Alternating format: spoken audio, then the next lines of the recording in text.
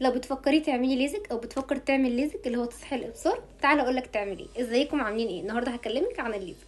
اولا، ما ينفعش اروح لدكتور العيون واقول له انا عايزه اعمل ليزك وخلاص، استحاله. يا ريت نسيب الدكتور هو اللي يقرر. اولا، ما ينفعش الدكتور يقولك خشي اعملي ليزك فورا، هو لازم يعملك الاول اشعه نشوف اصلا القرنيه بتاعتك هتستحمل ان احنا نعمل ليزك ولا لا. لان في ناس عندها حاجه اسمها القرنيه المخروطيه. القرنيه المخروطيه دي ما ينفعش يتعمل لها ليزك، لازم تسبقها عمليه تانية عشان نعدل القرنيه. فما تقرريش من نفسك وانا عايزه اعمل ليزك وخلاص. اول حاجه نروح للدكتور، نبدا نعمل الاشعه اللي هي هتقرر اذا كان ينفع نعمل ليزك او ما ينفعش. طب ما ينفعش ان احنا نعمل ليزك، لا مش هنزعل، بيبقى في حلول تانية الدكتور برضه هو ممكن يقولك عليها. عملنا الليزك خلاص، طوبي بقى من العمليه بالسلامه.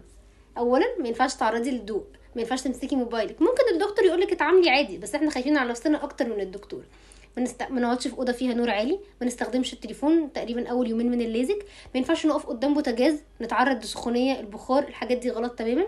نلبس نظاره شفافه نقعد بيها طول اليوم او على الاقل اسبوع يعني بعد العمليه.